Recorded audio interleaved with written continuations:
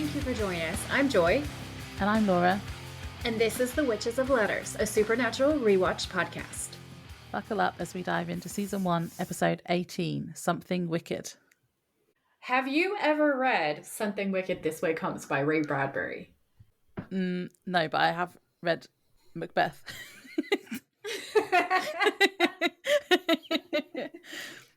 No, I have read Ray Bradbury. I don't know if I read that one or not. I might have done, like when I was at school. Yeah, so that one is one of my favorites, and I read it around October time. I saw it was a recommendation from one of my favorite YouTubers who does like spooky books to read at Halloween or around October time to get you in the mood. And I read it, and I've reread it so many times since every autumn because it's really, really, really good. It's an older book. I don't really remember anything that's like hyper problematic that stands out to me so that I would need to give anybody like disclaimers. I don't think it's too bad, but it is so well written and the central storyline is really, really fantastic. And what was really interesting to me was I immediately thought of the Ray Bradbury one, which is funny because I love Shakespeare. But I really thought about it because Sam and Dean, two brothers who fight against the forces of darkness. Their father's super important to the storyline.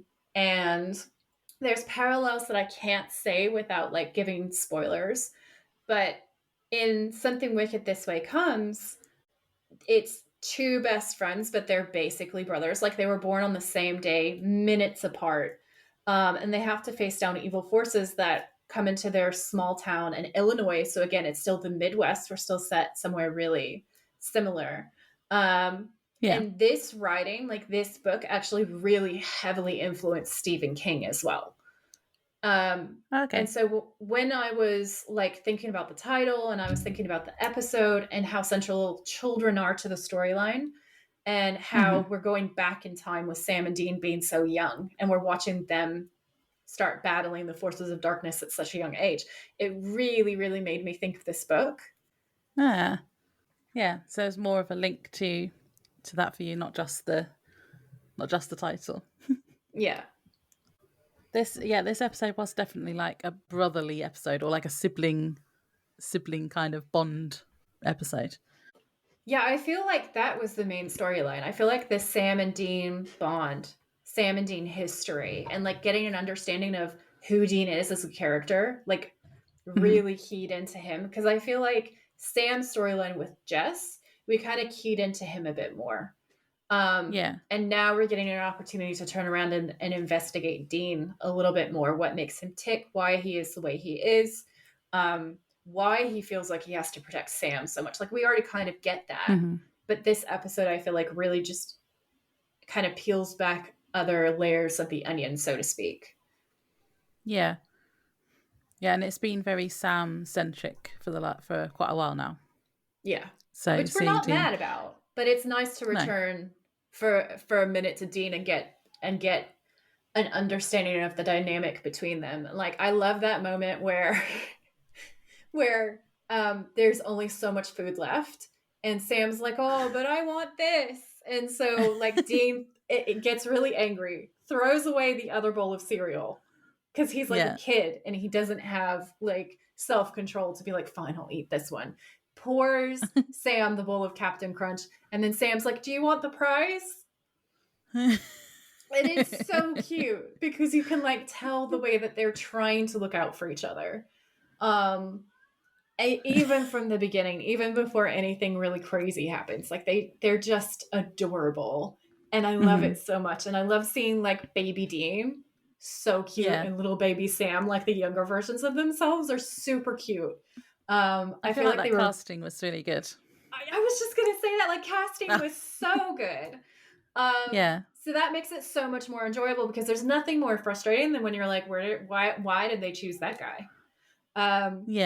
Whereas with the kids that they cast in this episode, they're epic. And then I also love how like the Michael, the kid that they meet in this episode, is clearly like a mini Dean. A like Dean, yeah, there's definitely personality parallels. wise, sass Yeah, wise, like wanting to look out for his younger sibling.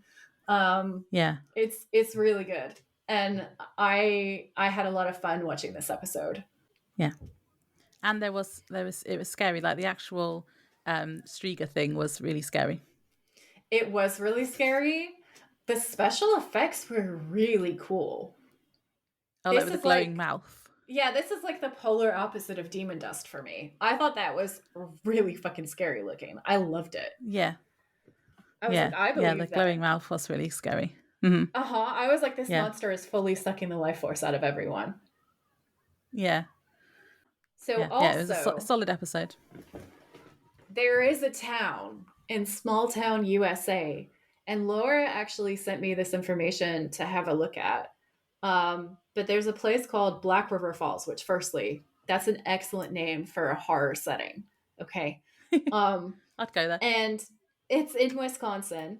It is real. So what one of the things that's mentioned in this episode, this is going to be the Easter egg. So I'm not going to go too far into details with what I'm going to say now, but there is basically a documentary called The Wisconsin Death Trip. Cheery title, isn't it? Yeah, that sounds Yeah. like a barrel of laughs. Oh yeah. So basically this scholar got high on some acid with some friends of his, and he went to a library and spent a lot of time just kind of going through microfiche and whatnot. Um and Uh-huh. and found all of these old newspapers and discovered that this town had like just the worst luck. Like people thought that they were hexed. They thought there was some kind of dark magic going on. They thought the devil had turned up because it was literally that bad. And then there's a cult movie, like a documentary that got based off the book because the book was so popular. So I'm going to go into that a little bit later on. But I just thought I would set this Hmm. spooky tone for us so that when we're talking Cool. about the episode and we're talking about the creepy things in the episode, you guys are keeping that in the back of your mind. And you know that there are real horrors that are just around the corner for you. And I won't have a clue what you're going to say because I literally just know the name because that's all I saw and sent it to you. I was like, Yep. this could be the Easter egg. Yep. You are very smart. But I didn't research it at all myself, so. Whereas I have like 43 pages or something ridiculous in my show notes for you guys. I'm obviously not going to read it all. I've highlighted the sections that I'm going to read. And you'll be able to see what I've read in the episode because I highlight it. So anything that's not highlighted, I did not read to you. And you can go and read that. I also included some bonus stuff because there was like an old woman who used to really like to get high on cocaine because she thought it settled her nerves. And then she smashed like thousands of dollars of just windows. That was her thing. That was what she liked to do. She just wander around smashing windows. And I can get behind that. Yeah, it is always worth looking at Joy's bonus stuff. I do it each episode because when I'm editing, I read through it. The most fun one is when you put pictures in, like the Yeah. episode with was it the statues with the Oh God, yeah, gongs? Priapus. That's fun. Priapus is Go and look at that wild. episode if you You don't know what I'm talking about. guys, big dick energy. Okay? The god of Literally. big dick energy. Like, literally, that's what he was the god of. And, like, all of his statues reflect that. All right? And he has statues in the fucking Vatican, and that got hilarious. So those photos Yeah. are ridiculous. There's one where I think there's something like a ship holding up his giant cock or something to show how fertile he is, because he's a fertility god, of course. Yeah, that was hilarious. Yeah. That one is If you want to hear more hilarious. about that, I think it was the Scarecrow episode, wasn't it? Scarecrow. Yeah, it is Scarecrow. Yeah. Right. Should I do the synopsis? Yes, please. So this is season 1, episode 18, Something Wicked. The original air date for this episode was April 6th, 2006. Children in a town in Wisconsin have been getting sick. The doctors think it's pneumonia, but we know that an entity has been creeping into their bedrooms at night and sucking the life force out of them, and that is why they're sick and not responding to treatment. We find out Sam and Dean have encountered this monster before, but only Dean remembers as Sam was too young. We discover through flashbacks and Dean's recollection that the entity is a Striga, and it almost killed Sam when he was little while Dean was supposed to be watching him, and Dean still feels incredibly guilty about it. Sam and Dean, with help from Michael, a young boy who they've worked out will be the next victim, defeat the Striga once and for all, saving all of the children who were sick. Yay! They saved the children. Yeah, that's a solid summary. So it's nighttime, and we are in the interior of a suburban house, and there's a little girl kneeling by her bed, and she's saying her prayers. Okay, and it's really interesting because you would think that they would have chosen like super warm lighting and made it all look like cozy and cute. No, this is supernatural. They went so fucking gritty with this scene. It literally made her saying her prayers kind of low-key creepy. Which respect. Okay, so they chose these really desaturated grays, and just kind of like browns were pretty prevalent, and it was just that very gritty palette that we're used to from then. And the Yeah. dad says, "Amen, night monkey puss," and that made me laugh because I was like, "How the fuck do you come up with that nickname?" It just made me think of like James Bond and Octopussy. Like, how do you get to Monkey Puss? That's such a weird combination. And she looks up at him with these big eyes and she's like, "Daddy, is mommy coming home?" And he says, "No, honey, she's spending the night at the hospital with your sister. You sleep tight now." And we're like, there's a missing mother. This is starting to get a little bit creepier. It's just a little bit creepier and a little bit creepier because the dad's okay, but he's like really stern. And he gives off, you start to feel a little uncomfortable. And then there's a tree branch outside the window and it's scratching against it. And this is like every That's child's scary. nightmare. And I had Yeah. a tree like this outside of one of my bedroom windows when I was little. And let me tell you, when those Goosebumps issues came out that were talking about like the monsters coming in to like eat your liver and stuff, I was like, this is Yeah. absolutely what's about to happen to me. Yeah. It's definitely like a childhood fear. Everyone has that kind of fear when you're little of something coming to get you when you're asleep. And it's playing on that fear. Yep, 100%. So she sees the tree branch scratching against the window. She sits up in bed and she's clearly really scared. And then she races over to the window and she pulls the curtains across before she runs to hide in her bed under her covers. And we think, all right, okay, she did well. But then we're thinking, well, this is horror that we're watching, and she's hiding under the blankets, so naturally, like something bad's gonna happen. So the branch, like the way some branches look like terrifying fingers, it transforms into a creepy as fuck shadow hand. And it's really spindly and it just slowly opens the window and you're just going, oh fuck no. And then the shadow approaches the bed and she is terrified underneath from her perspective. A hand is placed on her shoulder. She turns and she sees this fucking creature in a hood. And we're at this point kind of starting to think, what the hell is about to happen? And then you just see like the mouth and chin, and that they look really old and really withered. And then they open their mouth, and this light comes out. And then it looks like they're sucking her soul out because you see this kind of fog, right? It's very hocus pocus, but scarier. And it genuinely looks like her soul is leaving her fucking body. And this like evil witch type thing is just eating it like a snack. And you just go, and then she's screaming. Really it's super creepy. 10 out of 10 on that one. Yeah. When I first watched it, I was thinking that this little girl is like just really adorable. So obviously something's going to happen to her. Yeah, and I made a note about the like every child's nightmare, and also like the nighttime seems so long when you're a little kid. So I think that's why it's also scary, because time is weird when you're a child, isn't it? Yeah, it is. And then the glowing mouth was scary, and it kind of hisses as well. It's the like yeah, there's thing, a really weird sound. Yeah, it's creepy as fuck, you guys. It's 10 out of 10 on the horror. If you're looking for a spooky episode, I think you need to add this to the list. Like, add this to your I need to rewatch this in October list. So we cut to Sam and Dean in the car, and we learn that their dad has sent them coordinates and they're headed there for a case.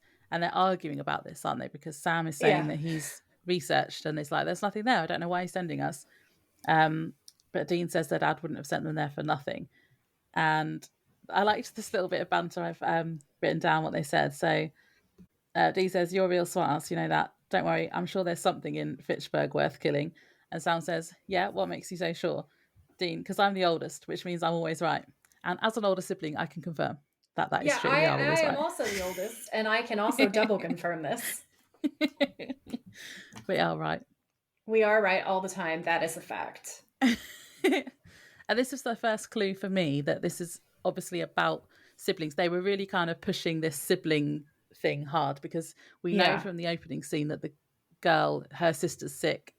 So that we've already mentioned a sibling. And then they're talking about siblings and I'm the oldest, you're the youngest kind of thing. And I was like, okay, Yeah. this is going to have something, this is going to be significant. Yeah. Yeah. I think what I'd assumed was happening first, though, is that something was going to happen to Sam and then, or Dean. I thought something was going to happen to one of them, which I suppose kind of did because in the flashbacks it did. Well, yeah, And but then, also then and when towards they're the, and at the fighting. end, Yeah. Yeah. When yeah, they're fighting. And I was Dean thinking has to to save myself, him. Sam isn't a child anymore. So why are you eating his soul? Yeah. Well, I think they said at some point, didn't they, that it can eat anyone's soul, but it just prefers children because they're like, I don't know, fresher or something.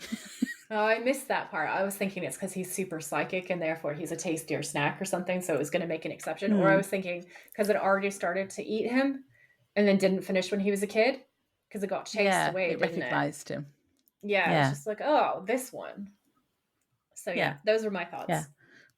Oh, and then my next note is when we get to the main street where they're gonna kind of be leaning against the Impala, and Oh, yeah. Dean's gone off to get coffee, and he's bringing the coffee back. And I wrote down the creepy fog lets us know that evil is afoot Well, I because. thought this was.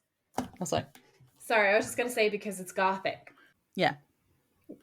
I had written down that when I watched this the second time, I was like, it's actually a bit creepy that Sam is just sat there watching a park. No comment. No comment. I am not gonna the Sam stance are gonna murder you. I am not gonna be a part of that. No. Hey, I love Sam. I'm just saying that it was creepy. He was just watching a park, but it was so that he could point out there wasn't anyone there, and like Yeah. there should be because the school wasn't in anymore. Yeah, and they go and ask a mum why it's so quiet, and she says that a whole load of the kids in town are sick and everyone is worried. Yeah. So there is a little bit of slightly creepy music as she's talking to them and telling them that kids are missing. And it is a really good buildup because there's honestly something so eerie about like a playground with like just one or two kids. And there's like one little girl and you can see that she's slightly miserable because there's nobody to play with really, and you have the grays of everything. It looks like it's like very Seattle like weather, honestly. Like it's completely overcast. Super creepy fog is kind of rolling in. There's just this low-key threatening atmosphere for the whole scene, and it does a really good job of making it just like so that you're very on edge. Yeah, because we're like, what is going on with all these kids? Yeah. So then they go to the hospital to check it out, and they're wearing suits, and I just wrote hot. And Yeah. and Sam's really upset because the ID card that Tina's given him says bikini inspector on it, and he doesn't want to use it. I love that so much. He goes, dude, I am not using this ID. And Dean goes, why not? And Sam goes, because it says bikini inspector on it. And he is outraged. And Dean just says, don't worry, she won't look that close, all right? Hell, she won't even ask to see it. It's all about confidence, Sammy. And then he kind of just pushes Sam to go to the desk, and he just kind of walks away. Like he fully just drops him in it. And Sam goes, hi, I'm Dr. Jerry Kaplan, Centers for Disease Control. And she's like, can I see some ID? And Dean's laughing in the background because he knows he's done some bullshit, okay? And I feel like this is a low-key continuation of the prank war, to be honest with you. And so then Sam gives Dean like this, I hope you drop dead immediately look. And it's hilarious. And then he says, yeah, of course. And then he pulls out the ID, but it's for like half of 3 seconds, okay? And then he asks to go to the pediatrics ward. And she says, just go down the hall, turn left and up the stairs. And I was like, for the children's ward, that's how good you're going to be about checking people's identifications. Are you serious? Are you actually serious right now? And she did look a bit suspicious as well. So it's like, because he just flashed it really quickly. Yeah, I'd have yeah, been yeah, like, no, yeah. let me see it properly. You're Yeah, being I know. shifty. If it was me, I would have been like, hand it to me. Yeah. I'm writing down the number. Yeah, right? So then Supernatural Wiki comes through with fucking comedy because the next thing they've written down in their transcript is Sam approaches a grinning Dean giving major bitch face. I was going to say, does it say he has a bitch face? It does say he has a bitch face. We need to add that to the podcast drinking game. It's when we talk about Phantom Traveler. It is when we say bitch face. Demon dust. Demon dust. Yeah. Yeah. Oh, Lord. Okay. Sam is so angry. The way he says, follow me, it's upstairs. And he's saying, follow me, it's upstairs. But we know what he really means is later, I will kill you in your sleep. So on the way to the paediatric ward, they pass another room and Dean stops to look at an old woman who we're supposed to think is creepy because she looks like a stereotypical like witch. And she has an upside down cross on the wall. And I've got a fun fact. Now I'm not sure if we've seen this yet. It might be later, but I'm going to put it in now. And it's a Stephen King reference, which is the room number. So this is from IMDb, and it says the old woman in the hospital who Sam and Dean first suspect is the Strieger is staying in room 237. Room 237 is notorious in Stanley Kubrick's The Shining, 1980. So that's the film. The room where Danny is attacked by an old woman and Jack has a strange encounter of his own. Fact. So yeah. And because it's an old woman, I thought that was also a good link to it.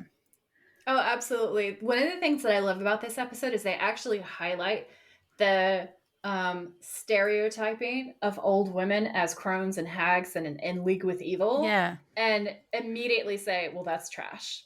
While also having a little bit of fun because they mislead the guys with this older woman because of the whole reverse cross situation and everything. And she looks a little spooky initially because of the lighting and the way that they've shot everything.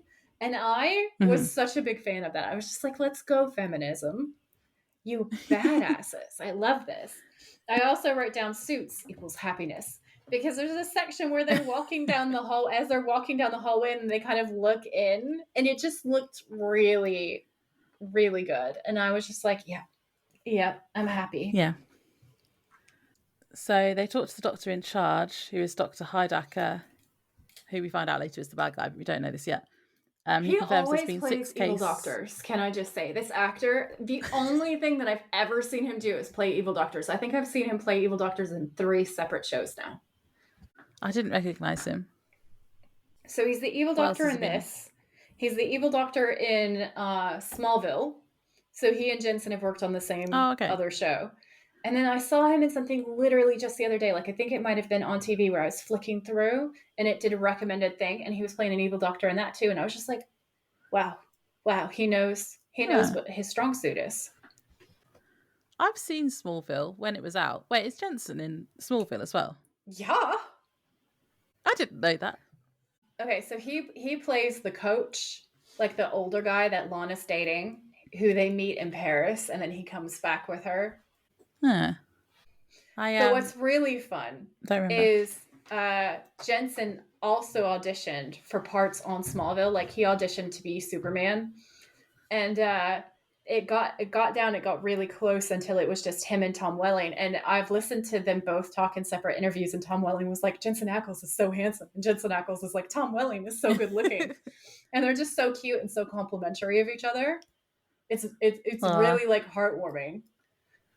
I suppose I just haven't noticed because I've only, like, Jensen's only been on my radar since I've started watching this, really, I think. I've seen The Boys, but I didn't, so like last season he was in it as well, wasn't he? And I've watched that season, but I don't think I connected the dots until I started watching Supernatural, and I was like, oh, he's in The Boys. So yeah. Nice. Yeah, so I've known about him, I guess, not quite from the beginning. I may or may not have seen him on the soaps that he was on, because I feel like I've seen some of his soap opera work, which is hilarious. Then the first thing that I really saw him in was Dark Angel, and he is amazing on that show. Everyone should go watch him in that show. He's awesome. And then after Dark Angel, there are a couple of things, but really then the next thing for me is Smallville. And then from Smallville, then Supernatural. Yeah. So where I can't are remember what we're talking we? about because we started talking about Jensen. I think we were just Heidecker. saying. Oh, because he's the bad guy. Heidecker saying, I'm glad you guys are here. I was about to call the CDC myself. How did you find out anyways? And then Dean says that some GP whose name he forgets called Atlanta, and then he says, oh, he must have beat you to the punch. And Sam says, so you got 6 cases so far. And Heidecker says, yeah, 5 weeks. At first we thought it was garden variety bacterial pneumonia. Not that newsworthy, but now. And Sam says, now what? And Heidecker says the kids aren't responding to antibiotics. Their white cell keeps going down. Their immune systems just aren't doing their job. It's like their bodies are wearing out. And then the nurse interrupts him, and Sam asks if he's ever seen anything like this before. And he says, never this severe. And the nurse says the way that it spreads is new for her as well. And then Sam says, what do you mean? And she says, it works its way through families, but only the children one sibling after another. Yeah. And they ask if they can talk to the children, and she says that they're all unconscious, so that they won't be able to do that. So then they ask if they could talk to the parents instead. And we go to the father of the girl we saw in the opening scene. I don't know what her name was. I don't think she has a name.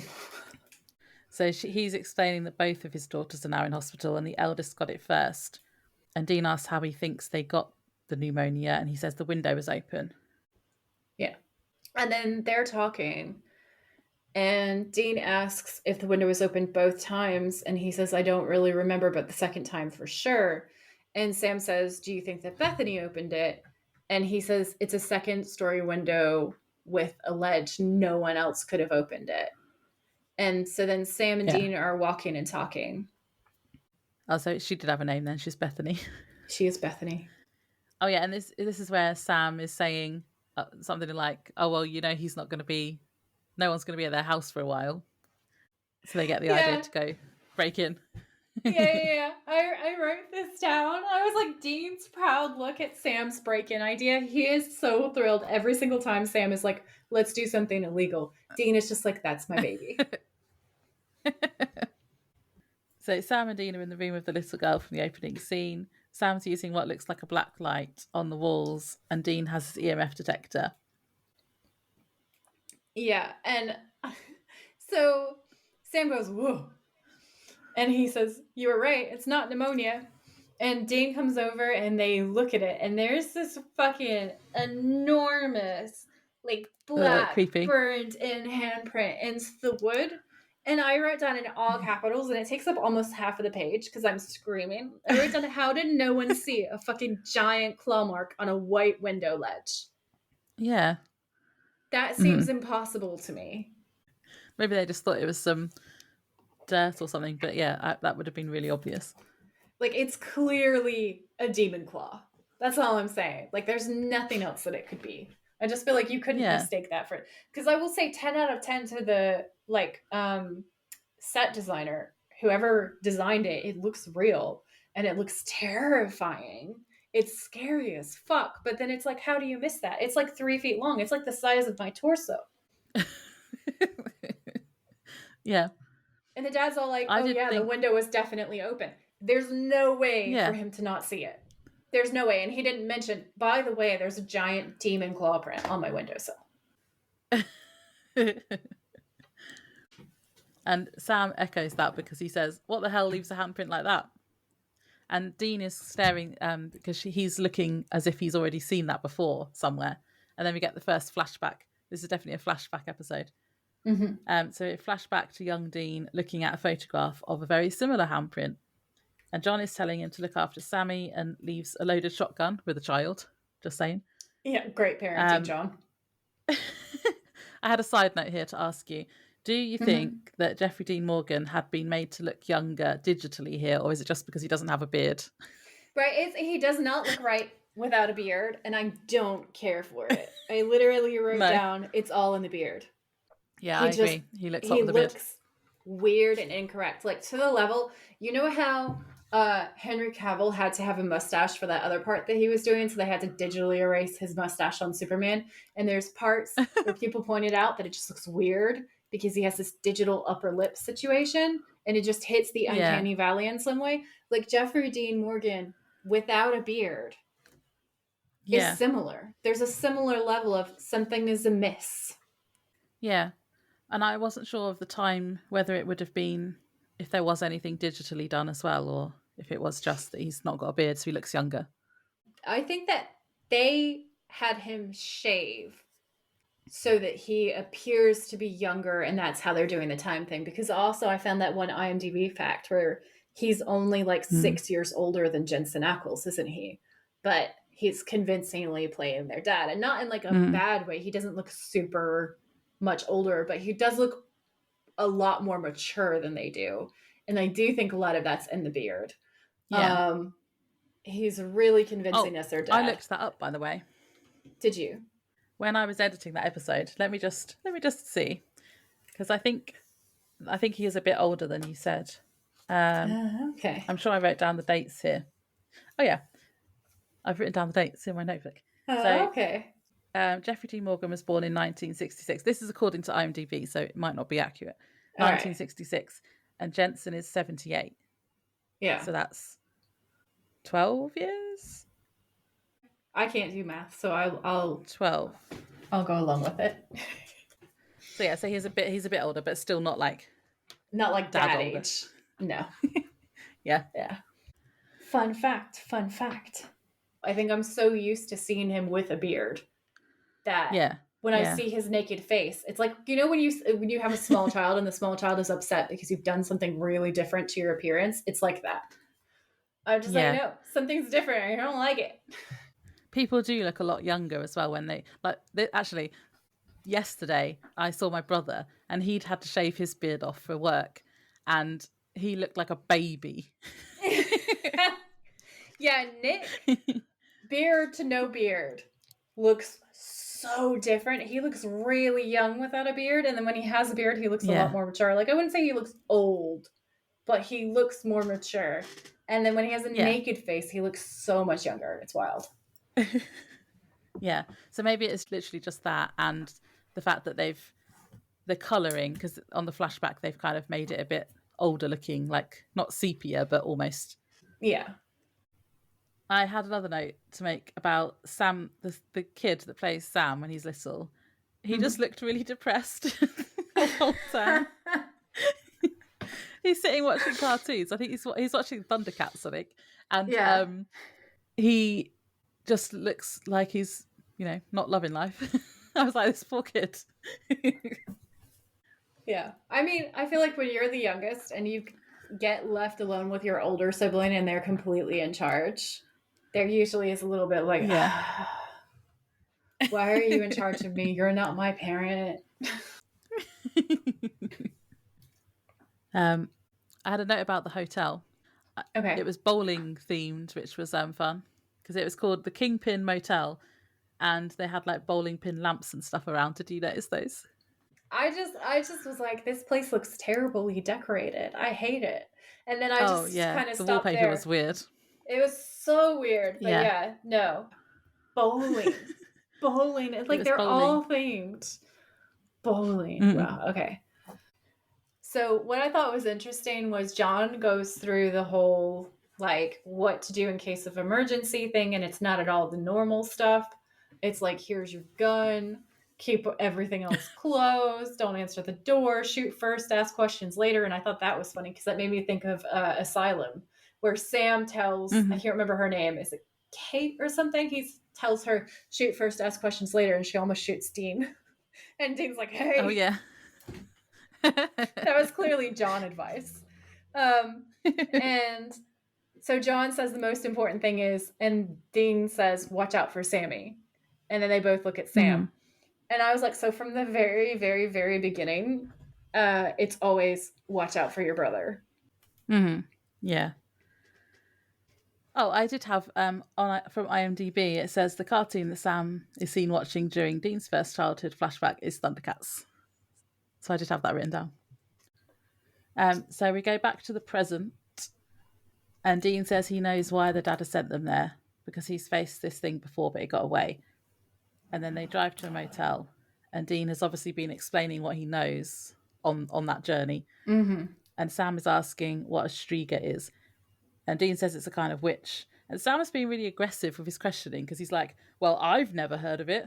And it isn't in Dad's journal. And he's like, well, that doesn't mean it doesn't exist, Sam. Sam, who's usually the one who's like, resist authority, question him, stand up for him. Sam this time is like, we do what Dad says. Yeah, and then he's like, well, how come it got away if Dad went after it? And Dean says he doesn't remember anything else, which is a lie, but he doesn't really want to open up about that at the moment. Yeah. Yeah, actually, Dean says, well, I don't know what to tell you. Maybe Dad didn't have his Wheaties that morning. That made me laugh. Yeah, that was funny. But I wrote down, my poor baby angel Dean is clearly traumatized. Yeah. He's not having a good time for this whole conversation. He looks a little bit like pale and twitchy, and he's clearly triggered. And I just wanted to scoop him up and hug him because he's obviously scared. And anytime Dean is scared, you just go, oh, fuck. Yeah. And he doesn't want to admit to Sam the whole story yet. So he's kind of holding it, keeping it to himself as well. But Sam can tell there's something going on from how he's acting. Yeah. Okay. So they go to the reception of this motel that they rock up to. And there's a kid there. And he comes from a back room where there's an even younger kid sitting and watching TV. And he says, the king or two queens? And Dean looks back at Sam and says, two queens. And the boy like laughs and goes, yeah, I'll bet.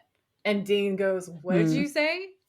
And then he smiles and he says, a nice car. And then his mom walks in, which stops him from getting like whatever was going to get laid down on him. And I laughed so hard because I was like, this child is basically just a tiny Dean. Like, that's the kind of bullshit that I feel like a young Dean would pull. Yeah. I was like that he had an attitude. Yep, 100%. 100%. Oh, and I also said that I think I had the mum's shirt at some point. I think I had that top. Excellent. So then she says, do me a favor, go get your brother some dinner. And then he shouts, I'm helping a guest, basically. And she gives him this look. And then he like gives her this weird face and walks away. And he says, two queens, emphasizing queens, talking about Dean and Sam. And Dean does this fake laugh and says, funny kid, like, just you wait. And she says, oh yeah, he thinks so. Will that be cash or credit? And he says, do you take MasterCard? And then he hands her one of the cards that they've stolen from someone.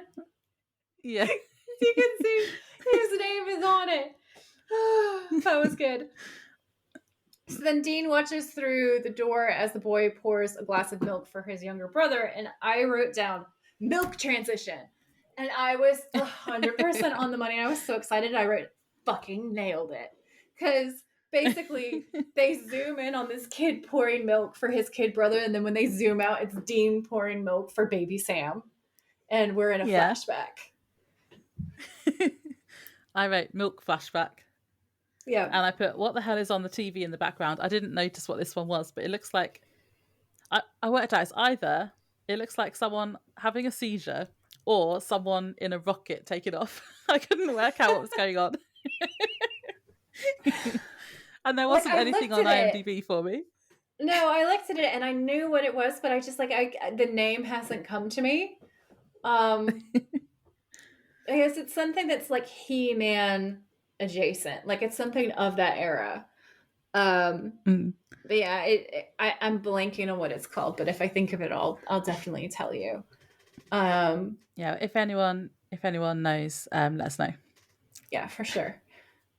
So in this scene, I wrote, "Oh, my heart," because baby Sam is like, "I'm sick of Skibedios." And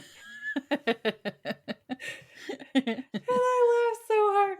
And Dean says, "Well, you're the one that wanted him." And Sam, who is being kind of a brat at this point, goes, "I want Lucky Charms." And Dean goes, "There's no more Lucky Charms."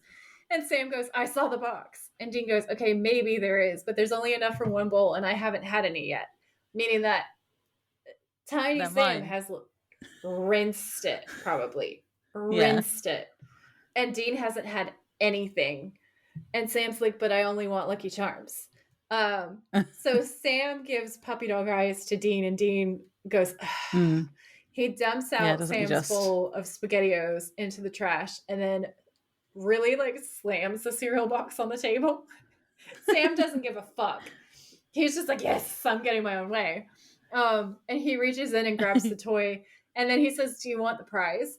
Which I thought was so cute because, like, is he being an annoying younger sibling? Kinda, yeah.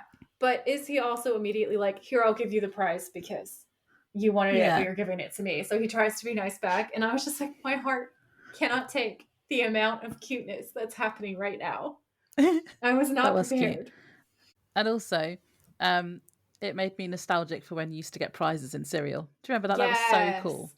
Oh God, like McDonald's prizes in like your lunchbox Yeah. things. What were they called? Happy Meals. And then also like the Cracker Jack prizes in cereals. The best time of life. Okay. The best time Yeah. of life. I have a fun fact here as well because, well, I'd written first that we see even at this age, Dean would do anything for Sam Yes. because he has his puppy dog eyes and he'll just do anything for him. And then I had a fun fact, which is from IMDb. The series Supernatural was on the air for so long that when the final episode aired, the actor who plays young Sam in this episode, who is called Alex Ferris, was the same age as the older Sam, as Jared Padalecki, was when the episode originally aired, which was 23. My mind is blown. What is And I thought that was a time? fun fact. Yeah. Wow. Wow. Okay. That is a fun fact. So they are at the motel. Sam is researching. Hot. He says he says he's found that the Striga does exist, and they're a kind of Albanian witch, which isn't quite accurate though. According to a comment I found on IMDb, which I'm not going to read this whole thing because it's really long, but the first bit they've described this witch and she sounds really cool, so I thought I'd tell you about her. Ooh. So she sounds pretty metal. Right, let's have a look. So Striga, a monster in this episode, is mentioned to be Albanian, which is incorrect. In fact, it comes from Slavic mythology, especially Polish folklore. It is supposed to be a female demon, somewhat similar to a vampire. The undead Strigas were believed to fly at night in the form of an owl and attack nighttime travellers and people who had wandered off into the woods at night, sucking out their blood and eating their insides.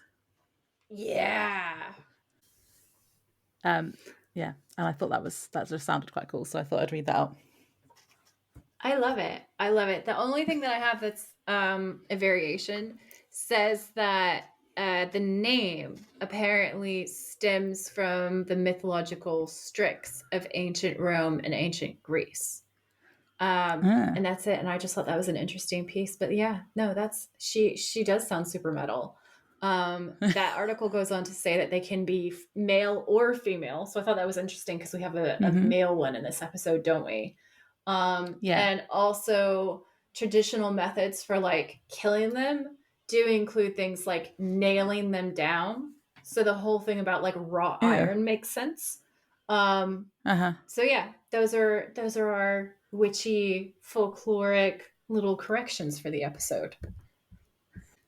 So Sam continues saying that the Striga basically suck the life out of people, but that they prefer children. So they can feed on anyone, but they prefer children. Okay. And Dean says that they are vulnerable when they feed. And Sam asks how he knows this. And he says their dad told him. And Sam says, is there anything else? He's starting to get really suspicious here because he knows that Dean's keeping something from him. Yeah, I literally wrote down Sam is suspicious. Suspicious. Yes. So he says they have to try and find the monster, but it won't be easy as they take on a human form when they're not hunting. And they say it's usually a feeble old woman. And this, he says this could be how Witches as Old Crones legend started, because you mentioned that earlier, didn't you, about how that starts? Yeah, I love it. They call it out. Yeah. And Dean says at the hospital, you can see his when he says feeble old woman, you can see like a little light bulb moment again. And he says that at the hospital is at the centre of all the cases so far, and then tells Sam about an old lady that he saw at the hospital earlier. So this banter gave me life. Sam goes, an old person, huh? And Dean goes, yeah. And Sam goes, in a hospital? Phew. And then he starts kind of laughing low-key, and he goes, better call the Coast Guard. And Dean goes, well, listen, smartass. She had an inverted cross hanging on her wall. And then Sam goes serious face, and Dean quirks the eyebrow, and it's sexy. Okay, I love this. Like silent banter between them. That was hot. I love it. So then they go to the hospital. Yeah, and apparently you can just walk into the hospital in the middle of the night. Just walk straight in. So you know how you said the whole room 237 thing earlier? I didn't notice it in the first take, but in this one I wrote down in like bold letters, room 237, and then in screaming all caps I put The Shining. Yeah, I'm not sure if it actually was, if we saw it when I mentioned it before. I don't think I noticed it that first one either. I was wildly excited when I saw that. I was just like, I see you Stephen King references secretly buried in everything that Kripke's doing. We haven't had one for a few episodes, so we definitely had to mention it this time. Yeah. So they go into this woman's room with guns completely drawn. I'm like, that seems a bit excessive. Yeah. They don't even know it was her. She's giving me, like, she feels like she's low-key racist, though, because she's this grumpy old white woman. And she goes, who's there? You're trying to steal my stuff. And then she goes, they're always trying to steal around here. And I was like, she is evil. Just not the kind of evil that we're looking for. Well, I had a question. Why did Dean get so close to her face? Did he really need to get right up to her face? Couldn't he have just been like, or something, or like talk to her? He's like almost touching her face with his nose. I think that he thought that, like, so she appears to be vision impaired, right? Like, yeah, she has cataracts, doesn't she? Yeah. I think that he thought that if she was a monster, maybe, like, he's trying to test how vision impaired she is. That was my understanding of what he was doing, where he's going to, like, right all up in her grill. I don't know another explanation for that. So that's what I thought was happening, but I don't know. It was a lot. It was a lot. It was funny though, because she then makes them jump. I don't know what she says. If you got she's like, who's there or something? Yeah, that's where she goes, who the hell are you? And Dean flips like a fucking cat and jumps backward, almost into the cabinet behind him, and he's like whipping his gun out, and it was hilarious. I loved it. That was amazing. That's when she says, you're trying to steal my stuff, and she goes off on her little, like, seemingly very racist rant, because it's just odd. And then Sam turns the light on, and then we can see the cataracts then. And he says, no, ma'am, we're maintenance. We're sorry. We thought you were sleeping. And she says, nonsense. I was sleeping with my peepers open. And that made me laugh. I was like, what the fuck? Who is this person? And then she says, and fix that crucifix, would you? I've asked 4 damn times already. And I was like, so clearly she can see, because she can see that the cross is inverted. And then I'm like, how did it get flipped? Like, what the fuck is that? Are we supposed to think that the Striga's, like, presence has flipped the cross? I don't know. It's weird. So Dean is freaked. Okay. He's like a little scaredy cat baby at this point. And he runs over and fixes the cross. And then they leave. So the next scene, the boys from the motel, so Michael and his brother, are asleep. And it's like the opening scene again with the little girl from the beginning. So we see a tree with the branches tapping against the window of their bedroom, and then a creepy hound open the window. And then the next morning, Sam and Dean arriving back at the motel, and they're joking about the interaction with the old lady. And they see Michael outside alone looking sad, and Dean goes to speak to him. And this bit was really cute. It was really, really, really cute. So Dean says, "Hey, what's wrong?" And he says, "My brother's sick." And Dean says, "The little guy?" And he says, "Yeah, pneumonia. He's in the hospital. It's my fault." And Dean says, "Oh, come on, how?" And he says, "I should have made sure that window was latched. He never would have got pneumonia if the window was latched." And Dean looks away for a minute, and Sam's watching him, like, looking like he's reading how Dean's feeling. And this is so fucking cute. And I wrote down, Dean is so nice to little kids, and it gives me life. So Dean says, "Listen to me. I can promise you that this is not your fault, okay?" And he says, "It's my job to look after him." And on the inside, we can tell that Dean is dying because this kid and he are the same person. And he's so wants to make everything better. And Sam's looking back and forth between Dean and the kid, and you can tell that Sam's kind of putting two and two together a little bit here. And then the mom comes running out of the motel towards the car. And she says, "Michael, I want you to turn on the no vacancy sign while I'm gone. I've got Denise covering room service, so don't bother with any of the rooms." And he says, "I'm going with you." And she just says, "Not now, Michael. But I got to see Asher." And Dean says, "Hey, Michael, hey, I know how you feel. I'm a big brother too, but you got to go easy on your mom right now, okay?" And then she's freaking out. So she drops her purse. And Sam, thirst trap, okay, grabs it. Complete gentleman, and says, "I got it." And he's so sympathetic and so kind. And she says, "Thank you." And then Dean, thirst trap, says, "Listen, you're in no condition to drive. Why don't you let me give you a lift to the hospital?" And she's like, "Oh, no, I couldn't. And he says, "No, it's no trouble. I insist." And then he takes her keys, and she's just so relieved. And she says, "Thank you." And then she tells Michael to be good. And Dean helps her into the seat and then turns to Sam. "We're going to kill this thing. I want it dead. You hear me?" And I was just like, thirst traps everywhere. Everywhere. Just sprinkled delightfully through everything. I was like, he's so nice to the kid. It's so beautiful, the moments between them where you just like, this child and Dean are the same page, like such great older brothers who just want to keep their younger brothers safe and like love them and treasure them so much. And then he's such a gentleman to give her a ride. They're both gentlemen. Like, Sam's immediately picking up her stuff for her and being so nice, and Dean's like, "No, you're obviously really upset. You shouldn't be driving like this. Let me drive you." Yeah, and this is where we definitely see the similarities between Michael and Dean, like you've said. Yeah, like they're a mirror of each other, and it's really cool. I really, really, really love what they did with that. Yeah. So Sam's in a library researching. Obviously, this is an intense thirst trap for Laura. Okay. I thought this was cool, because he's on the like microfiche. Is it microfiche thing? Yeah, it is. The old newspapers, and it's like on his face. Fish. It's tiny fish. Go ahead. But I liked the shot because the projection of the newspaper is on his face. So I literally wrote down about that, and I wrote down this is going to be like an extra Laura thirst trap. Like, she is going to eat this up. Because he's got writing on his face. Yeah, because it looks extra cool, and he looks extra sexy and extra researchy, and I was like, it's amping it up. Clearly, Laura is going to be obsessed. Yeah. So he's on the phone. He's calling Dean. He's on the phone to Dean, and Dean says the boy isn't doing very well, and Sam says that he's found out what's happened, and it's happened before in Fort Douglas, which is where it was set in the flashback, so where they were when they were little.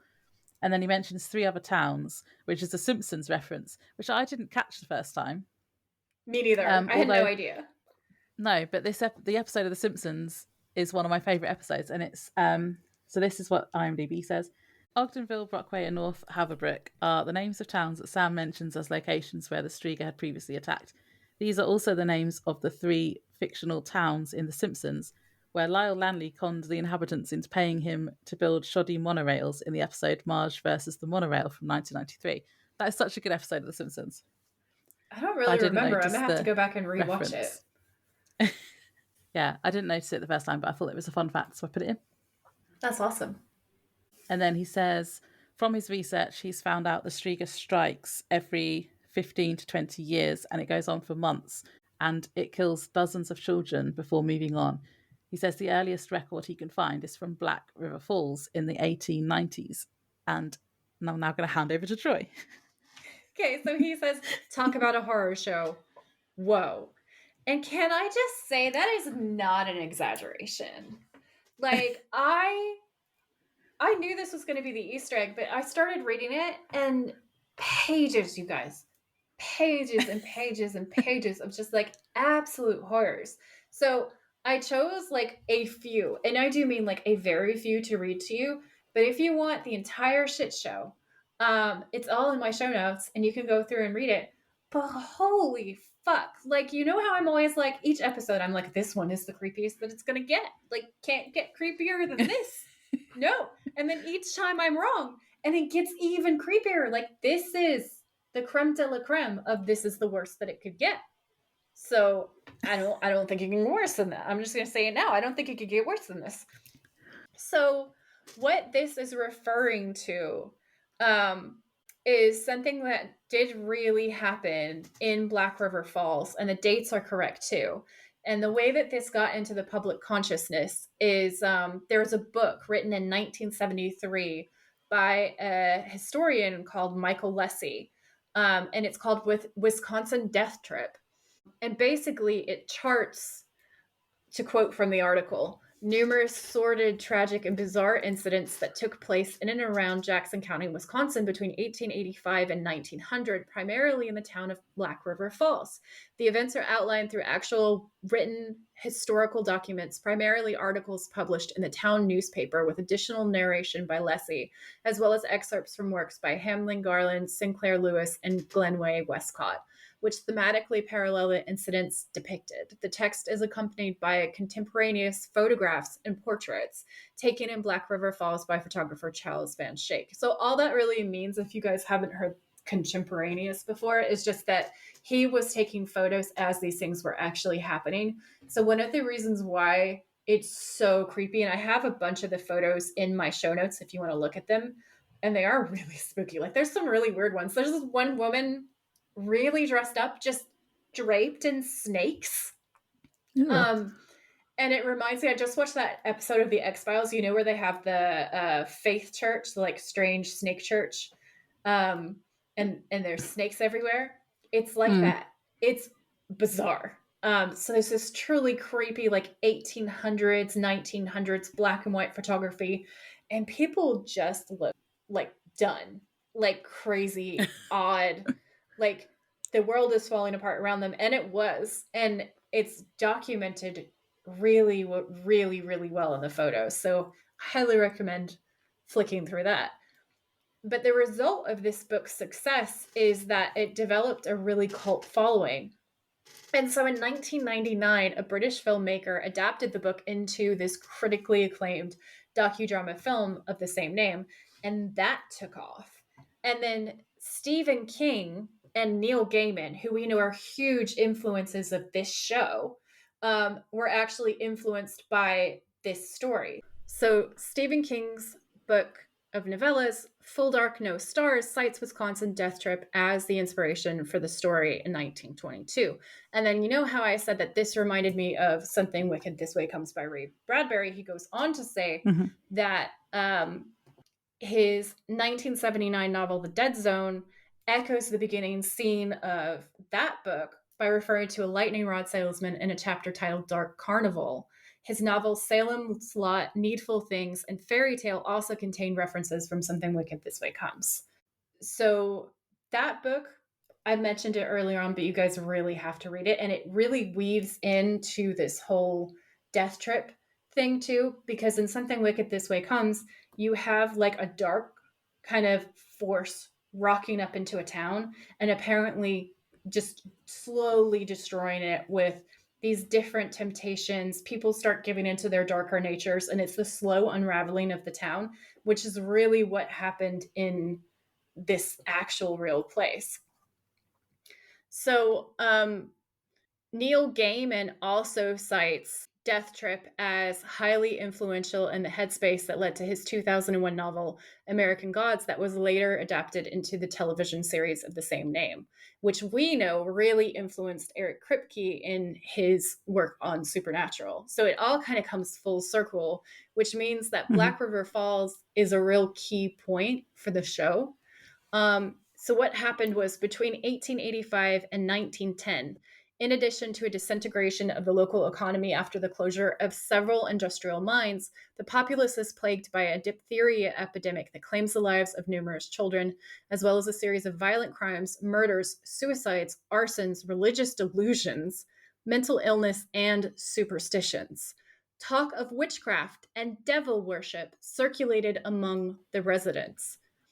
During this terrible period, the seemingly doomed inhabitants of Black River Falls surrendered to suicide, murder, destruction, and depravity, which is a quote from a podcast. There's an entire episode devoted to everything that went down. So I've linked that in the show notes too, and you guys should go and watch that.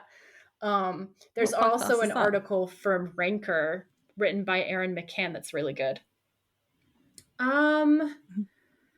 So the name of the episode is The Curse of Black River Falls, and the podcast is American Hauntings. Oh. Okay. And it looks really, really, really good. Like really, really, really good. So then I thought I would read you guys some of the highlights from some of the things. And again, this is like not even the tip of the iceberg. This is like the pinky of the iceberg. That's a really weird metaphor. I feel like I just did another eye with the horror and horror, but that's fine. I'm going to let myself be silly. So, the suspicion of botched funerary procedures led to an investigation at the Rosedale Cemetery. It was discovered there that Mrs. Sarah Smith had been accidentally buried alive while in some kind of, air quotes, trance or coma-like state. Her body was found partially on its side and the hand was positioned towards the face. Reportedly, Smith had bitten her fingers half off, and it is believed that she did this when she realized her fate. But she'd bitten her own hand off. She woke up, buried alive, and was so distressed that she basically started biting her own fingers off, and then she just died. Oh. And this is light. This is light from what other things are happening in this place. Like, that one is really not that bad compared to all the other stuff, okay? Another example of the residents who believed that devils were after them was Mrs. John Larson. She's the wife of a farmer, and she suffered from this delusion that devils were after her. But we're seeing again and again like this theme of witchcraft, devilry, being plagued by things. And it just really reminded me of the scene where they see the older woman and the cross is inverted in her room. There's no explanation for that we're given in the episode. Yeah. And then the other thing is the illness with the kids. So in Dark River Falls, they have the diphtheria epidemic, and it just ravaged the town. And the result of that is so many children really sadly passed away. But then that caused the schools to close. And then the citizens of Dark River Falls also burned down the houses of the sick in an attempt to stop the disease from spreading.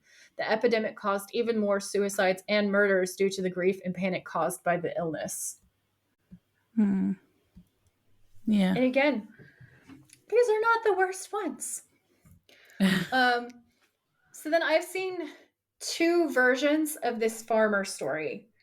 And I don't really know how this came about, because these are supposed to be drawn directly from news articles, but there is a variation with this one. So the first one says, a traveling group of approximately 50 drifters swarmed a small community. They invaded the Sheldon farm and decapitated 18 of the owner's chickens. The farmer, believing that Satan had taken control of his property, burned the farm to the ground. And then the other version says, and I found, I think, like 3 of these. So the other version says, itinerants slashed 3 cows' throats in a revenge killing. Yeah. And basically goes on to say that like the farmer becomes convinced that like he's cursed or something, and then he, in every single version, he definitely burned his farm down. So that for sure happened. But I saw another version where it said that he actually decided that his cows were possessed by demons, and he kills like 30 cows and then burns Yeah. his farm to the ground, and it's just gone. Like, absolutely believes that the devil has taken over his entire farm, and the only solution is to burn it down. Okay. So then the next summary goes: a widow is convinced that witches are persecuting her. A boy is unable to speak above a whisper for 16 months following a visit to a hypnotist. An alleged wife murderer devours the springs of his prison bed. Countless children die. Countless men and women go mad, kill themselves, and kill each other. And that's a delightful summary of some of the things. Not even just some of the things that happened in this place to these poor people. But my point is you can see how the idea of a soul-sucking beast targeting children and destroying a town really fits in with this episode. Yeah. Especially because there's almost like a little outbreak of a disease with all the children, which links to Exactly. this as well. Yeah. Exactly. Yeah, exactly. So that's your terrifying Easter egg for this episode, you guys. I hope that you enjoyed it. I mean, all those things happen just within a space of a few years. Yeah, so Was it's that the basically timeline you gave?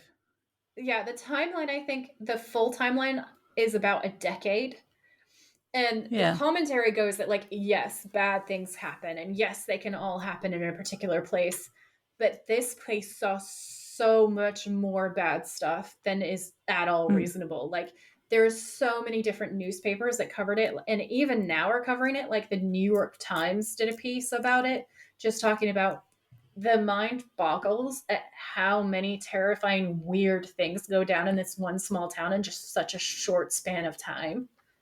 And how they mention witches all the time as well. Yeah. So the idea of the devil coming in and possessing people or doing like direct action against people, people just losing Yeah. their mind.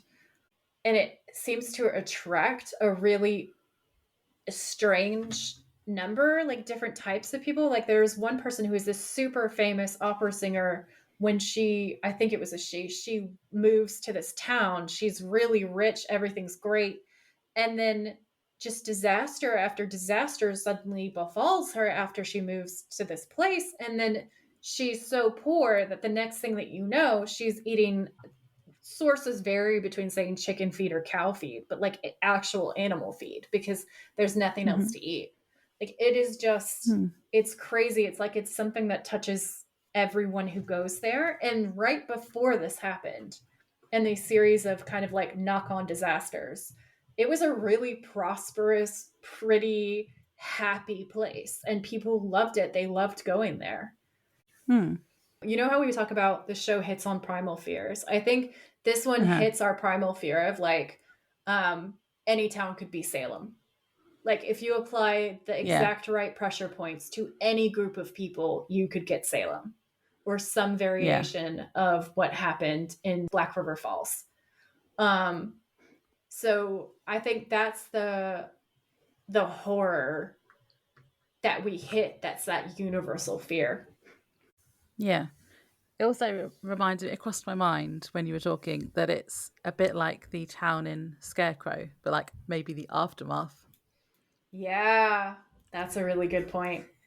Yeah.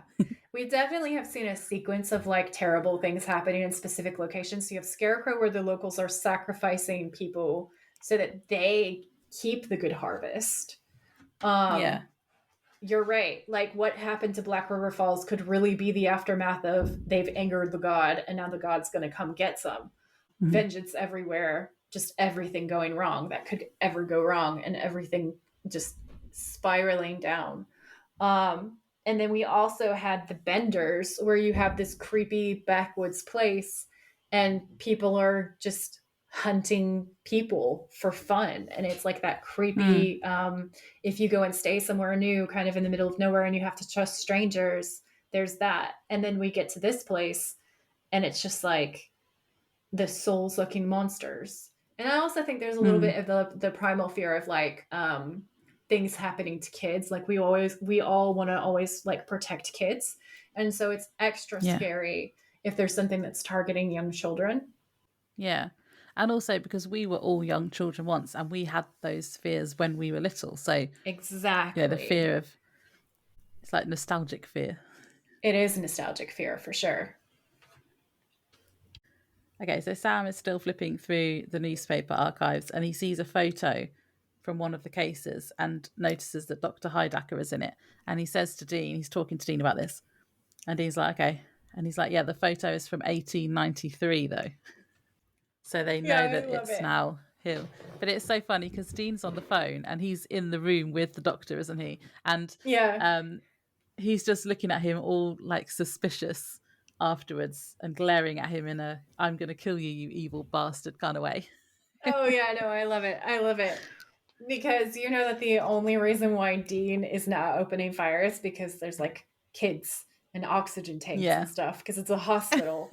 Um, Supernatural Wiki wrote Heidecker moves towards Dean standing in the doorway. Dean looks ready to slit his throat. And I was like, yeah, that's a good description. That's Yeah, solid. that is the look. He That looks is the pretty hot in look. this bit as well. Anytime he's like, I'm going to do a murder to protect the innocent, it's a thirst trap.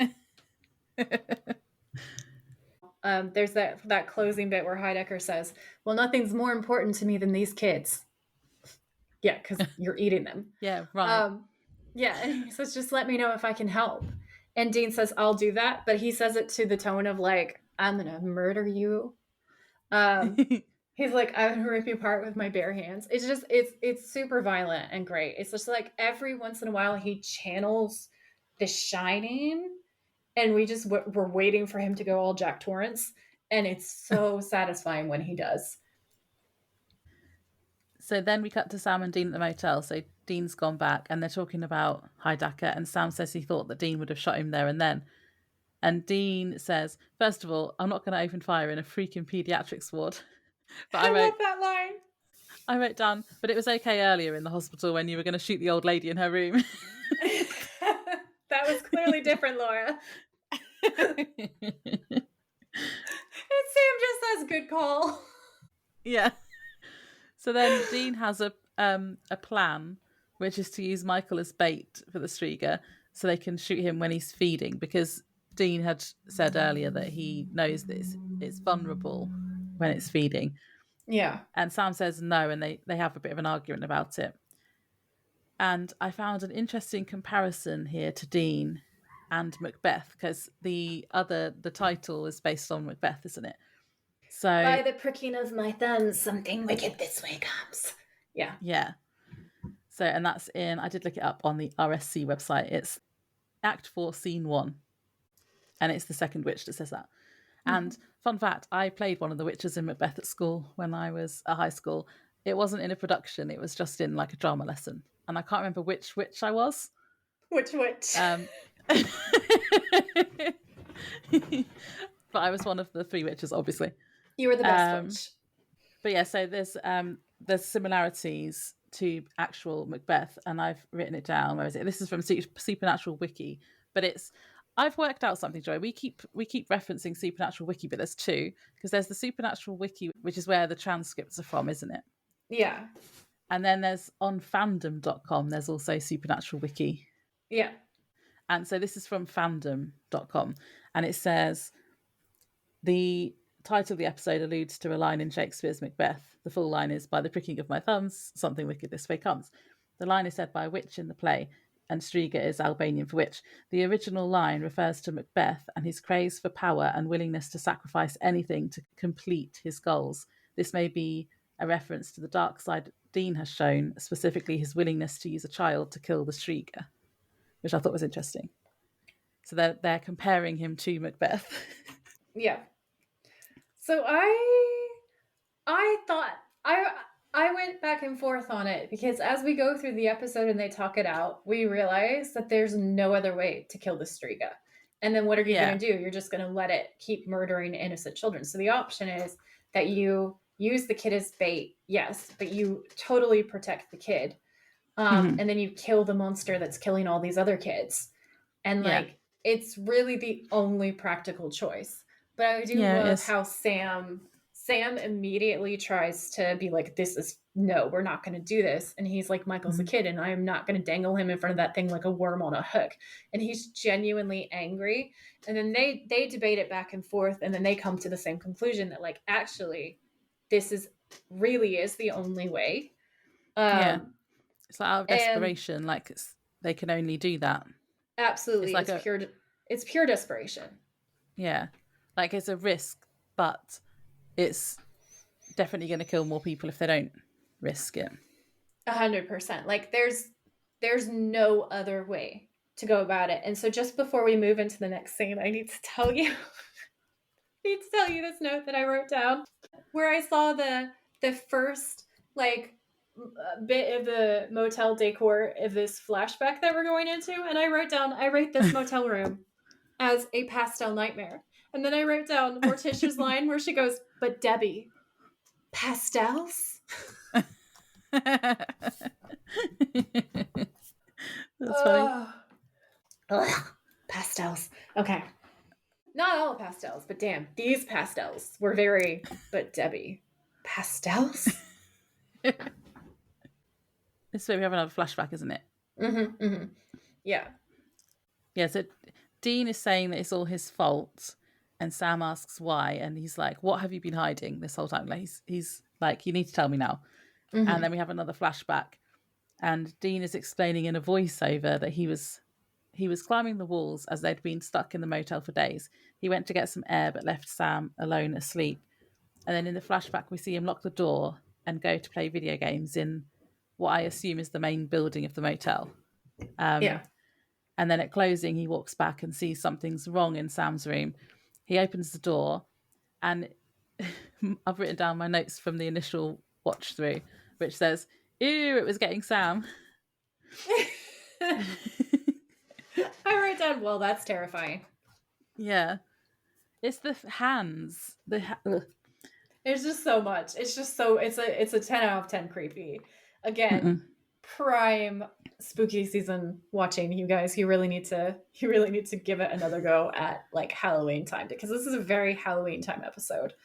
Yeah. Um I had notes right before that part. So there's that scene where the guy says, "Kid, we're closing up," and I said, "I wonder how Mm-hmm. many times Dean heard that. This is so lonely." Like you realize how Mm. by himself he is all the time. Like how many times did he close down arcades before he closed down at bars? Like he's just Mm-hmm. always somewhere out at night, awake, really often alone. And that makes me think of when he has this fantasy, doesn't he, of like that Sam will want to stay on the road with him. Um Yeah. and So you he does see have to do this it alone. scene and it's like, oh god, my heart. He's so Mm. small.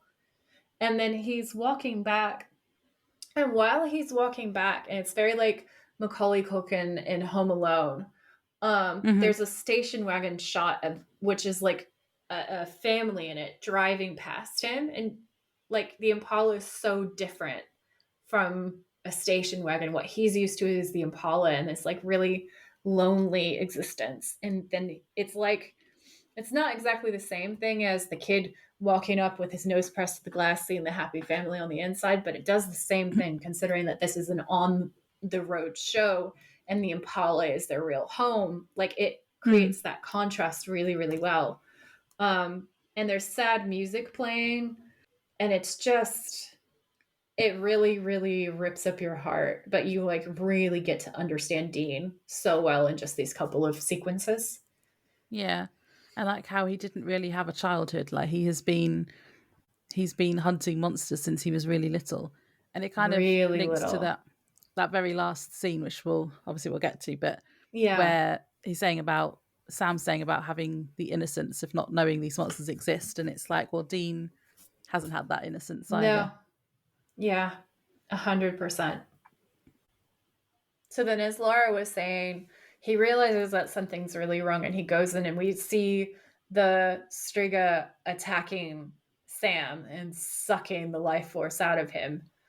So Dean reaches for the rifle by the door and the Striga hears him cock it, and it hisses at him.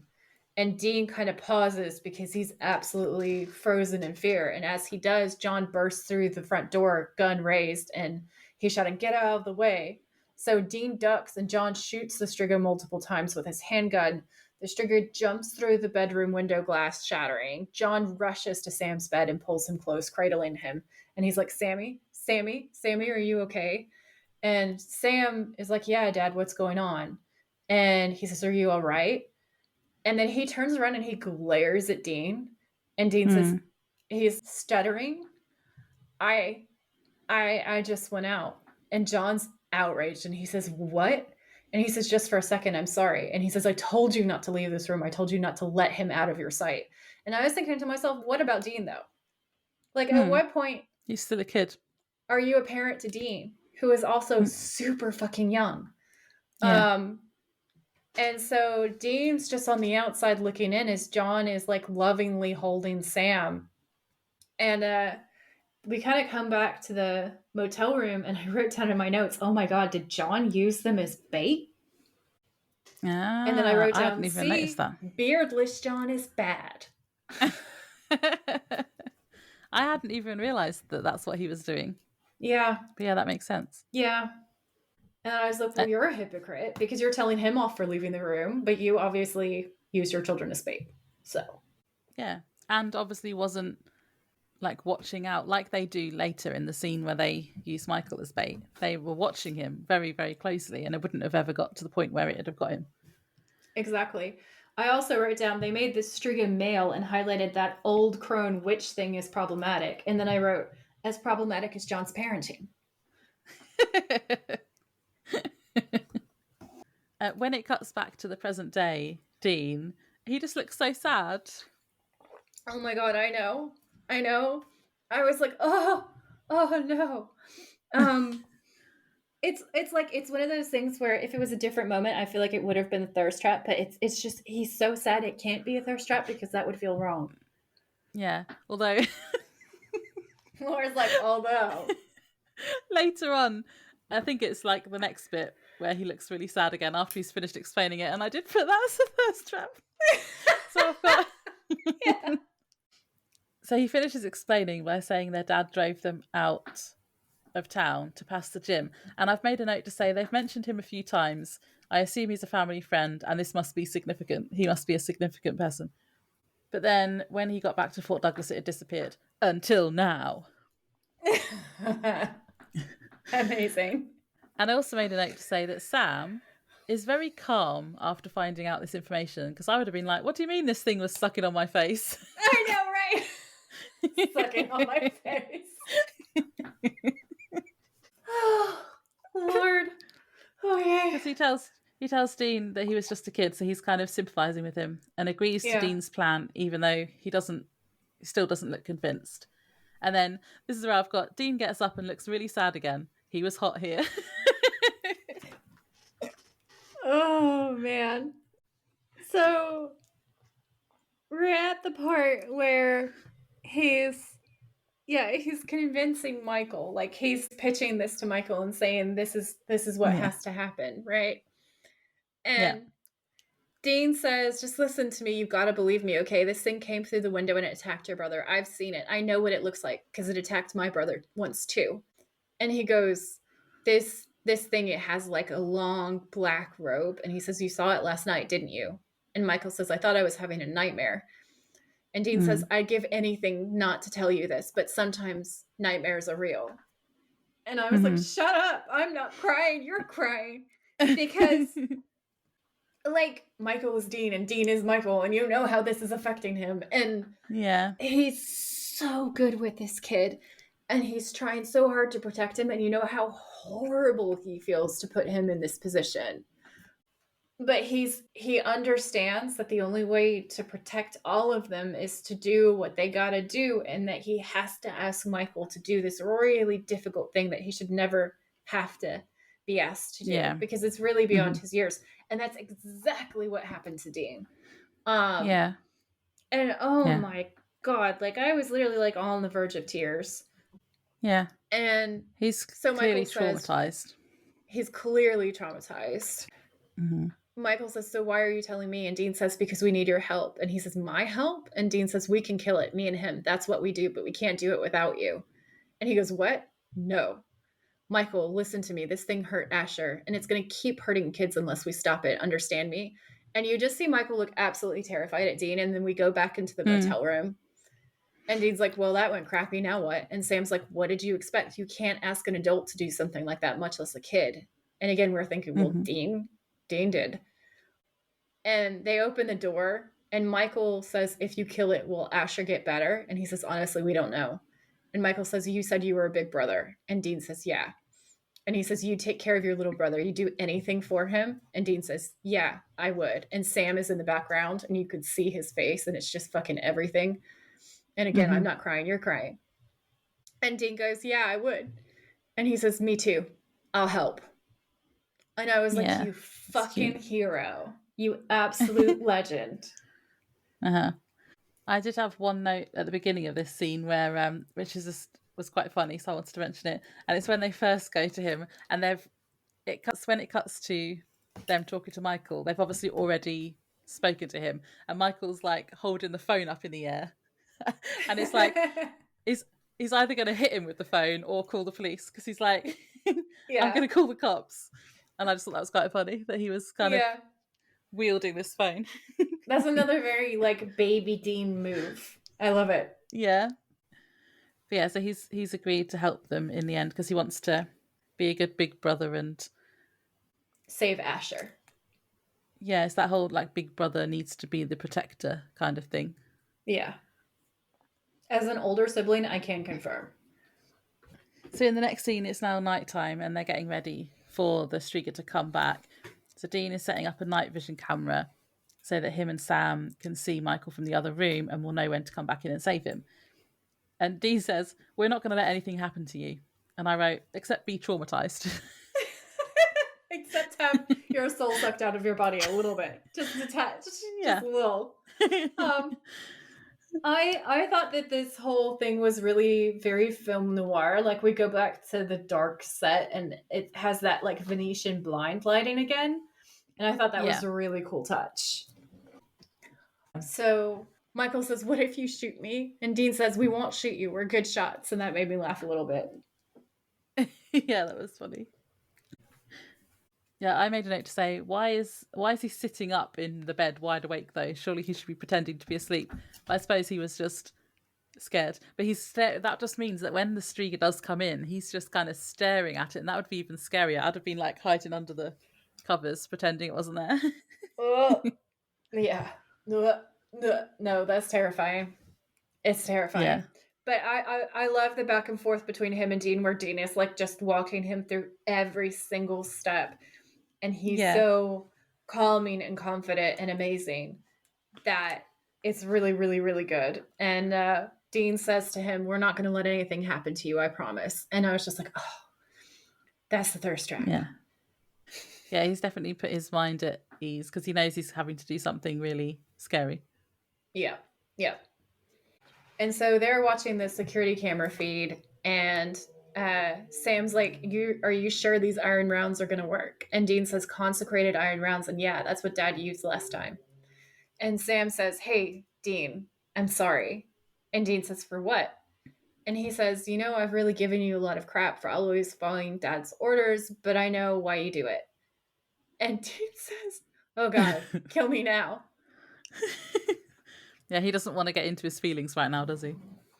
No. I wrote down guy code for Sam. I'm sorry. I see now that you gave up your childhood and gave me all the food and always watched over me even though you were just a kid. Dean, I like that you were acknowledging this, but I can't get emo right now because the monster is going to try to eat this kid's life force. But thanks, bro. And then I just wrote monster shootout. Yeah, so eventually the Striga turns up and we see it enter like before. So it's the creepy, like, I put creepy ET fingers out the window. Oh, that's accurate. And then he opens it and goes in. And Sam wants to go in straight away and Dean says they have to wait. And the Striga is really scary at this point, especially to a child, because he's really tall and he's looming over the bed and this little kid's in the bed. and his face is mostly covered by the hood of his cloak, and he doesn't speak, so it's like really, really scary. And he gets really, really close to Michael, and then that's when they burst in. Sam and Dean burst in. Well, yeah, because he starts sucking Michael's soul out of his actual body because he's only vulnerable when he's doing that, right? So they literally burst in after he already has started draining this kid's life force. And it is literally terrifying. Like, I am fully watching this episode again at Halloween. It is so scary. Yeah, it is. And then the boys roll up like total badasses, and Sam goes, "Hey!" And we know that Sam's protective hey is everything, okay? And Dean goes, "Michael, down!" Michael rolls off and like he combat rolls away from this monster under the bed, and then Sam and Dean are shooting the Striga like boom, boom, boom, boom, boom, and it drops. Yeah. And Dean goes, "Mike, you all right?" And Michael's under the bed. He's like, you see his little hands and his little head, and he's like, "Yeah." And that was like adorable. And Dean goes, "Okay, just sit tight." So then he walks up to the Striga. The gun is at the ready, but there's no movement. And he starts relaxing. And he looks over at Sam. And I wrote down, "This is giving me Scream." This is, and yeah, that's what I wrote. The Scream quote where he says, "This is the part where the bad guy comes back for one final scare." Yeah. And that's exactly what happens. Yeah, I had made a Scream reference as well because I put, the Striga is lying on the floor looking pretty dead, but I've seen Scream too many times to believe that, as they are never dead when you think they are. You just need that extra headshot to make sure. Oh, yeah. And then there's a jump scare, and it got me, even though I knew, because I had my Scream head on, I knew that it was going to jump up and it wasn't going to be dead. But it still got me. And it actually, like, I made an audible sound. I was like, ah! I just wrote down in screaming all caps, "I fucking called it." I was so impressed with myself. It's still kind of a jump scare. Like, I was like, "Oh," and then I wrote that down. And I've like crazy person underlined it with a pen several times because I was so happy. But this already happens really quickly because it's doing those jerky movements as well that freak me out. And he's like grabbed Dean and throwing him across the room by his neck, and grabs Sam and throws him, and then he's on top of Sam choking him and then trying to suck his life force out. And my initial sorry, I was really immature. You said suck his life force out, and my brain was like racing.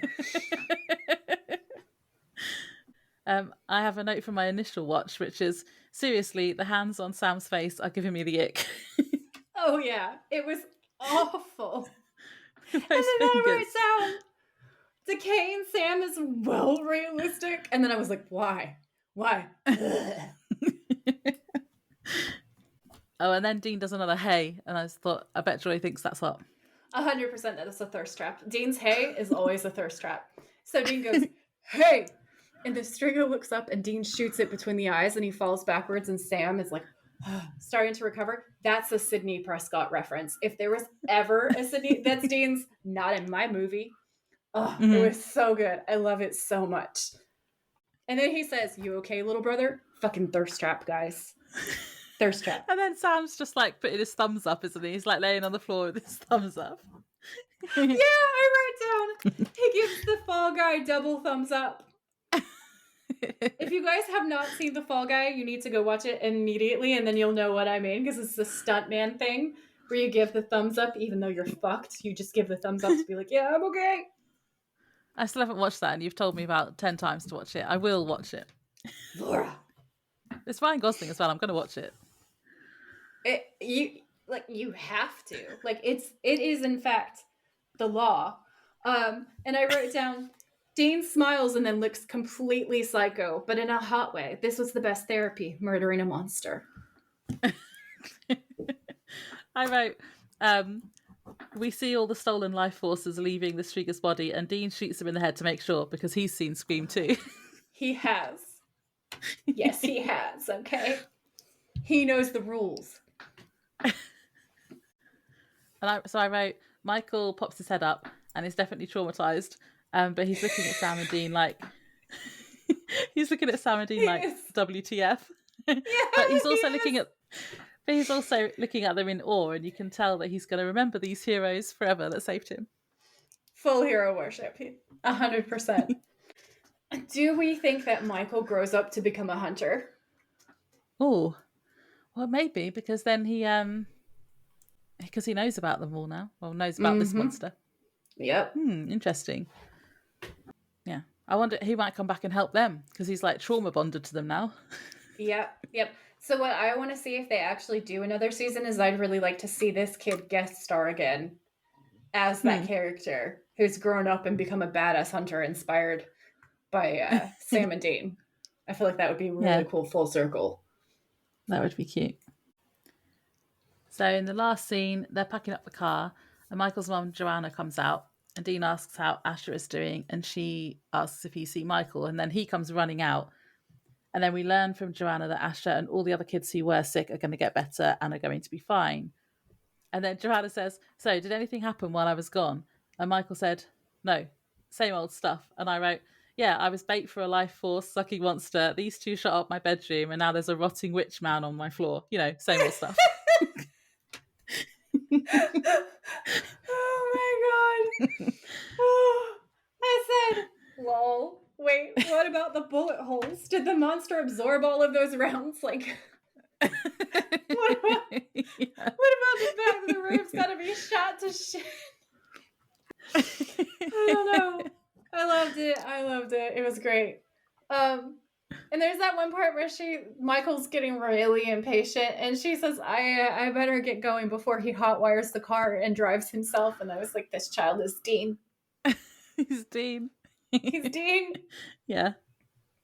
And then the last little conversation is, we've already kind of talked about it before, but Sam is saying to Dean that it's too bad Michael now has to live his life knowing there are things out there in the dark, is what he says. He'll never be the same, you know, which is a good point. And then it ends with a poignant moment because Sam says, I wish I could have that kind of innocence. And Dean says, if it means anything, sometimes I wish you could too. I was like, but what about Dean? He deserves that too. I know. I was like, my poor little baby angel. Like, he has had his innocence taken away too from it. I know. I think that's like youngest child privilege, where they have the space to think like that, whereas the older sibling never really has that. And you just think, like, I think they wrote it like that on purpose because we're supposed to be thinking, poor Dean. Like, Dean really never got. And also, double poor Dean, because Dean's whole life has been about trying to keep Sam safe and protected and to protect as much of his innocence as humanly possible. And he's got to have succeeded because Dean is way more damaged than Sam is. Because he's taken those hits as the older brother to protect his baby brother. So his baby brother gets to be in a position where he dreams about leaving hunting, living a normal life. Like, he can do that because Dean's protected him. Yeah. And that's all Dean's ever known because he's kind of been a parent when John isn't there, when he's off doing whatever he needs to do. Dean's then been a parent to Sam, and he's not even that much older than him. No, like, there's like the smallest age gap, and he looks like he's supposed to be a maximum of maybe 11 in this episode, but I feel like not even 11. Like, he looks so young to me. Yeah. And if John was hunting at the frequency that we know that he must have been, which is probably at about the rate that Sam and Dean hunt, that means like this was like a weekly, at least, at a minimum, this would have been a weekly occurrence. Yeah. Yeah, I feel like this episode was quite a important one in the sense that we kind of know a lot more about why Dean is like he is and how his relationship with Sam. Yeah. And how he feels like he has to protect him. That feels really important to me. Yeah, I think so too, because we get a little bit of that from, like, there's the first episode, and then there's a couple of lines later on in the one with the mom who has the kid, and her dad's the sheriff, and he's evil. There's a few Dead lines in the Water. That's it, Dead in the Water. Like, there's a few lines in Dead in the Water where we get these little hints. We get these like little moments with Dean and Sam, and we start to get the dynamic. And again with skin. But that focuses, I feel like, more on the darker elements and the resentments that have built up rather than like their real nature with each other. Yeah. But I think probably Dead in the Water and this episode are the best for like letting us know what's really on the inside of this relationship. And I just think it's really beautiful. I think that one of the reasons why the show went on for as long as it did and has such a devoted fan following is because it really focuses on this family bond in such a unique and different way, because we see them go through really different kinds of challenges from most characters. Like, this is not an average TV show at all. No. And you cannot help but like become really emotionally invested in them. Yeah. And it's because it's real. Like, I know that it's based on like supernatural occurrences, but when a show is based on a really good kind of just relationships, everyone can relate to relationships. Everyone has them. And it's kind of like a timeless thing as well. It's not going to, like, we're watching it nearly 20 years later and it's still relevant because the main storyline is of this like brotherly bond, which most people can relate to. Yeah. Here's your trophy, because that was the best comment of the episode. Well done. Thanks. That was really beautiful. You summed it up so well. Should we do end of episode games then? Yes, please. So, feeling hot or not? Super not hot. Like the absolute opposite of hotness. Yeah. It's still a no from me, and I'm still waiting for a hot villain. I swear to you, they're coming. They exist. Episode scare rating? I give it at least a 9.5, possibly a 10. Interesting. What about you? I only put a 7. I put the Striga is creepy and it plays on real childhood fears of something coming to get you when you're asleep, but I only gave it a 7. That's fine. I think maybe because there are other ones that have been a lot higher because they've actually really like scared me. Yeah, like now scared me now. Yeah, no. I get that. I know that probably not many people would give it, like, it is scary, but it's not consistently horrifying like an episode like Bloody Mary or The Benders, and I get that. Yeah. I think because this is so linked to all of my childhood fears and also many of my childhood traumas, I have to kind of give it like a high rating. So I'm going to stick with a 9.5. Yeah. I think for a kid, this would definitely be like a 10 as well. It's definitely scary. As we all know, I am a giant child, so that's accurate. Yeah, I'm a bit of a giant child as well. I'm having a Halloween party for my birthday, which is in the summer, by the way. Summerween! It's amazing. It's going to be epic. I'm really sad that I live so far away because I would be there so fast. What was your favourite quote? It's so emotional. I went for an emotional one. It's when Dean says, "I'd give anything not to tell you this, but sometimes nightmares are real." Aww. I'm trying to choose because I've written 3 down. You always tell us. Laura never picks one. Laura tells us about how many options she has, and then she like describes it, and then she'll be like, "Strategic Joy, I think you're going to pick this, so I'm going to pick this." I'm going to go with, because I'm the oldest, which means I'm always right. That's an excellent one. Okay, what about thirst trappiness? I have. I wrote down the one where Dean looking sad after telling Sam the story of their encounter with the Striga's kids. Listen, we love a brooding man. There's a reason why brooding men are hired for these shows, okay? Like, examples, David Boreanaz as Angel. Yeah. Like, any vampire casting ever that's good has to have that. Like the Salvatore brothers. Both of those men give really good brood. Tom Welling, excellent brood as sad Superman. And Dean, when Dean is sad, whew, Yeah. okay. I feel like you I don't get see it very often either, because like, you don't see, men aren't really allowed to show emotions in things normally. So Yeah, it's Dean's nice that we get to see stoic. that. He's Yeah. really, really stoic. So when there's a moment where he's more emotionally vulnerable and you can tell that something is affecting him, it can be quite hot at times, not gonna lie. And this brooding was hot, so I give you Yeah. that. Like, I think that's a really great thirst trap too. Yeah. We don't agree with toxic masculinity, and men are allowed to cry. It's fine. 100%. Be more like Aragorn. Yeah. Oh, Aragon's hot. Yeah. Oh, yeah. Okay. Nerding What out was your? aside. Okay. My thirst trap was the headshot to the monster. It's like the Sam and the headshot to the monster. Because of course it is, because my world revolves around violence. Yours is always a violent one. I swear to God, it's almost always violent. It is like, it's like 99% violence. Like the day that I choose a non-violent thirst trap, we're gonna have to throw some kind of party. Although I have to say, I usually pick ones where Sam's done something like out of anger, like throwing altars It's true. around. Like, yeah, smashing altars is a big one for you. Yeah. The MVP's got to be Michael, right? Oh, 100% it's Michael. He literally sacrificed himself. Well, he was being agreed to be bait. Yeah. Yeah. He actually had his soul sucked out of his body in order to be the hero. Yeah. And even though he was terrified, he keeps asking them if they're going to shoot him.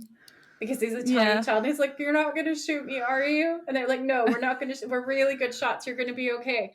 He's so brave. I can't. Like, he's such a legend. Motel decor. The only thing I wrote down is that the bowling-themed motel was weird but kind of cool. But I didn't like the wallpaper. Hey, but Debbie, pastels? Yeah, I give it a 0 stars. A 0 stars and a disgusted Morticia. I thought it was better than some of the motels they've stayed in. I mean, it's better than some of them, but just I can't. It's just aesthetically offensive to me. And it's the weird bricks. Like the weird interior brick thing. What is that? What is that supposed to be? It looks like the inside of like a child's playroom in a nursery. It's just so bizarre. I can't handle it at all. It was really retro looking, like, I don't know, 70s looking. Yeah. And I wasn't sure. Maybe it was bricks rather than wallpaper then. It was the, like, weird squares. It was super weird. I can't even make out what it actually was. Like, it was very bizarre. I think this is one of my least favorite motel rooms. Like, I would rather have stayed in the one in Shadow than that one. And the one in Shadow had like obvious like leaks and probably murder puddles. Oh, the one you did the TripAdvisor review for. 100%, yeah, that one. Check that out on Instagram if you haven't seen it. Shall we end it there? Yep. Thanks for listening. Thanks for tuning in. If you like this episode, please rate, review, and subscribe. We would be very grateful. And if you know someone who would enjoy it, please share. You can find us on Instagram at the Witches of Letters podcast, or you can email us at thewitchesofletters@gmail.com. Until next time, stay safe out there, have each other's backs, and always keep fighting.